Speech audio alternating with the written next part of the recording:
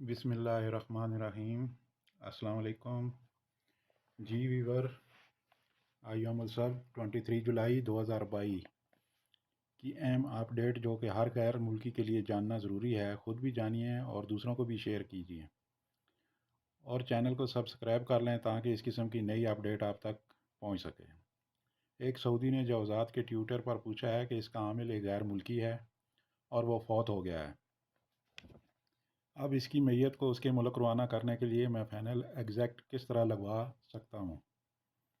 اس کے جواب میں جوزات نے کہا ہے کہ سب سے پہلے تو تمہیں پولیس میں رپورٹ درج کرانا ہوگی، اس کے بعد دفاع مدنی سے ڈیتھ سرٹیفکیٹ حاصل کرنا ہوگا اور مرنے والے کے گھر سے NOC لیٹر جو کہ سفارت خانے اور گورنریٹ سے تصدیق شدہ ہو لے کر جوزات کے دفتر میں ٹکٹ کے ساتھ جمع کرانا ہوگا۔ اس کے بعد ہی فائنل ایگزیکٹ لگے گا اور عامل کی فائل بند ہو جائے گی۔ لیکن اگر عامل کی فوتگی کے بعد اسے سعودیہ ہی میں دفن کر دیا جائے اور جوزات کو اس کی اطلاع نہ دی جائے تو عامل کی فائل بند نہیں ہوگی۔ اقامہ کی فیس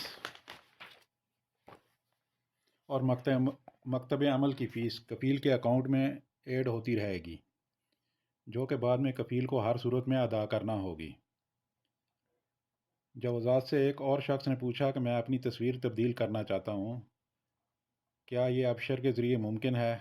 جوزات نے جواب دیا کہ یہ ابشر پر ممکن نہیں ہے۔ ہاں، ابشر کے ذریعے جوزات سے وقت حاصل کیا جا سکتا ہے۔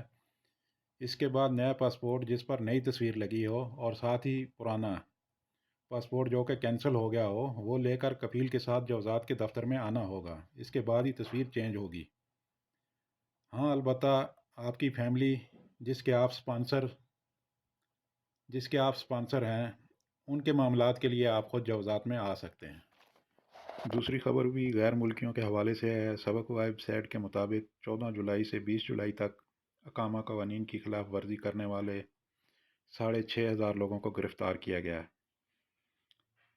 اس عرصے میں بارڈر کراس کر کے سعودیہ میں داخل ہونے والے 350 افراد کو بھی گرفتار کیا گیا اور 30 ایسے لوگوں کو بھی گرفتار کیا جو سعودیہ سے جانے کے لیے بارڈر کراس کرنے کی کوشش کر رہے تھے۔ 9 ایسے افراد کو بھی پکڑا گیا جو غیر قانونی لوگوں کو ٹرانسپورٹ اور دیگر مختلف قسم کی سہولتیں فراہم کر رہے تھے۔